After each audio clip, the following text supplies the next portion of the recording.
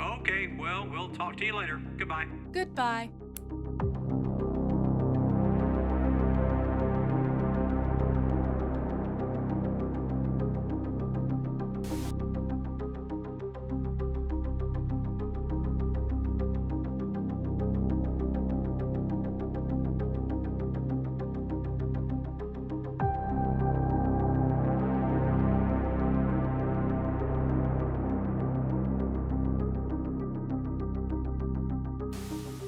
It is the world's greatest spy device. It's probably the most powerful thing that the human race has We ever buy seen. them so they can spy on us. This here is my cell phone. This is the most powerful Read your tool. email. They can collect every document. They can look at your contact book. They can turn the location services on. They can see anything that is on that phone instantly. While you are watching your phone is watching you. Both Apple and Android devices are not especially good. The operating system is designed to watch you, listen to you, find out where you are. They truly are spy devices. What is in their hands is not simply your device, it is your future.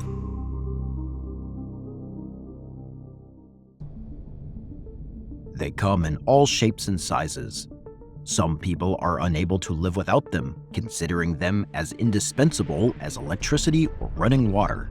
For others, they are no more than accessories or luxuries. Thousands of people love and need them like the air they breathe, while others view them with distrust and suspicion, even considering them a social problem. The youngest people have grown up with them, and statistics state that the new generations will be unable to contemplate a life without them, while for many older people, they are incomprehensible. More than half of the world's population has one or more of these devices, and yet 40 years ago, there were no obvious signs of the enormous impact they would have on our lives. What are we talking about? We are talking about cell phones, devices that we all know well, designed to allow communication between one person and another despite distances. Rapidly evolving, cell phones have changed our lives, bringing advantages and disadvantages alike. Is it true that they are being used to spy on us? That they can be harmful to our health? Do you have any idea how many phones are produced every day? Are we really ready for all the change they bring? Stay with us. We are about to embark on an adventure into the history of these amazing devices and answer this intriguing question.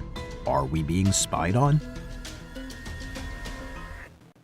The number of companies producing cell phones is sky high, including Vivo, Apple, Xiaomi, and world leader Samsung.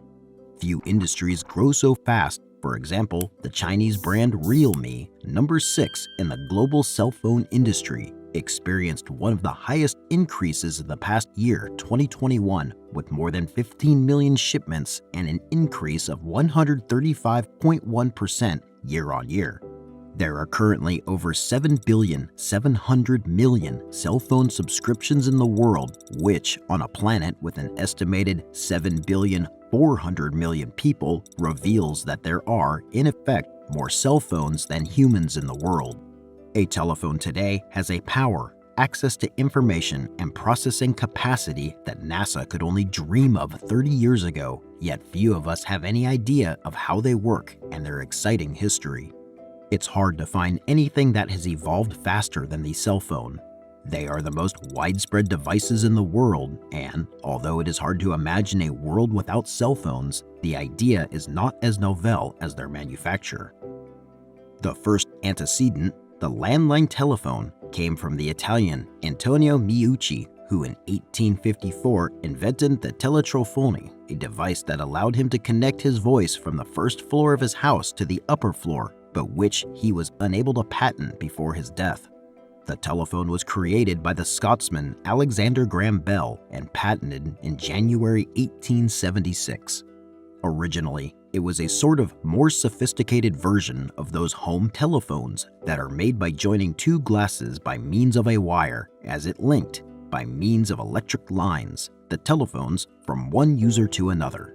The first exchanges operated in a peculiar way. The caller picked up his horn, activating a system that put him in contact with an operator, who, in turn, put him in contact with the person of his choice. It is not strange that the creator of the telephone had an interest in sound. His mother was deaf and his father a specialist in hearing rehabilitation.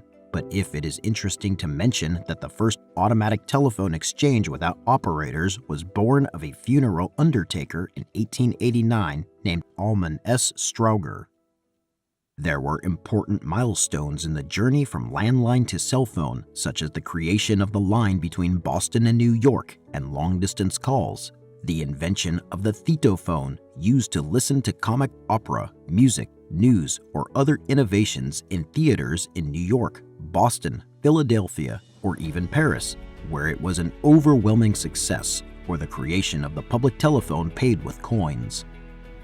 The race for the cell phone would not begin until the early stages of radio engineering and did not bear fruit until 1973 when inventors John F. Mitchell and Martin Cooper of Motorola developed the first cell phone, a heavy contraption weighing more than 2 kilos. The first model to hit the market, the Motorola Dynatac 8000X, did not do so until 11 years later in 1984. The first cell phone looked like a clear triangle with keys for call numbers, a small gray screen, and an eye-catching antenna, weighed 800 grams and was the size of a shoe. These early models, rightly nicknamed bricks, were very expensive. The first cell phone call, made by Motorola developer Martin Cooper, has a certain ironic and mythical ring to it. Who did he call? None other than his counterpart at AT&T, his main competitor. Thus was born the first generation of cell phones, or 1G, revolutionizing the world and society with increasingly easy-to-carry devices. But nothing compares to the way 4G changed the way we use cell phones and relate to each other as a society. This new technology, hand in hand with the advances that have been integrated into the new phones, offers a freedom of action and options that were previously only possible through a computer. And how is that possible? Thanks to mobile applications or apps, with them we can browse the internet through search engines, interact with people around the world on social networks like Facebook, Twitter, or Instagram. We can watch videos on servers like YouTube, watch series or movies through streaming platforms such as Netflix, and many others. We can literally connect and understand the whole world from our cell phone, and it is precisely under this premise that the growing distrust of more and more people towards cell phones is born. There are many theories that claim that phones and much of what we install on them are being used without our consent, spying on our activities, and collecting our personal data to sell them to third parties for profit or political purposes. The theory is not without some sense when you consider how much of a person's internet search history can tell about them. But are there reasons to be suspicious about this? Many popular and widely used applications request permissions to access the cameras, photos, and microphones of our devices. This is from TikTok's privacy policy. It said, we collect certain information about the device you use to access the platform, such as your IP address, user agent, mobile carrier, time zone settings, identifiers for advertising purpose, model of your device, the device system, network type, device IDs, your screen resolution and operating system, app and file names and types. So all your apps and all your file names, they have access to that. Keystroke patterns or rhythms. So they're monitoring your keystrokes, which means they know everything you type. Wow. Battery state, audio settings, and connected audio devices where you log in from multiple devices. We will be able to use your profile information to identify your activity across devices. We may also associate you with information collected from devices other than those you use to log into the platform, meaning they can use other computers that you're not even using to log into TikTok. They can suck the data off that. That's what you're agreeing to when you download and start using TikTok. The most amazing thing about this is that the vast majority of these apps, and that is not to say absolutely all of them, request these permissions in those terms and conditions that we never stop to read. A study by Oxford University revealed that at least 1/3 of the apps in the App Store have third-party access and request these permissions. So, are all of our conversations really being monitored? Are we being recorded by cameras and microphones? A 2018 research conducted at Northeastern University yielded interesting results in this regard. This study, called Panoptospy, Identifying Video and Audio Leaks from Android Apps, analyzed over a year of more than 17,260 different Android apps pulled from the largest app stores, Google Play, App China, Me.com, and Onzi. And yes, Facebook was among those apps. The researchers analyzed the behavior of the apps, traced leak paths if there were any, analyzed the type of information that leaked, and finally saw if the content was stored in any third-party libraries. And you're probably wondering, what is a third-party library, you ask?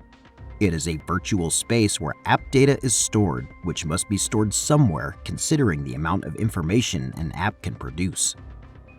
The study revealed, on the one hand, that no app had recorded any video or audio without the user's permission or sent this information to anyone without their permission. On the other hand, however, 9,000 of the 17,000 apps requested permissions to access cameras and videos, and of these 9,000, 12 captured screenshots of what was happening on the screen while the mobile was being used, and sometimes even some video. As we said before, technology is advancing by leaps and bounds and has a power to influence us on a personal and social level that no one can deny, and that is comparable to very, very few other things. The use of these new cell phones has changed everything from the way we relate to each other to entertainment to the way we shop. Many people are skeptical about the magnitude of the information filtering through cell phones or the importance of the subject matter. Some think, what do I care? I have nothing to hide. Others, outraged, rail against what they see as an unforgivable violation of privacy and civil rights. Many fight against it, others are resigned to it, and many others, out of simple caution, keep their distance from social networks and other types of apps, some carefully managing their use, others opting not to have them at all,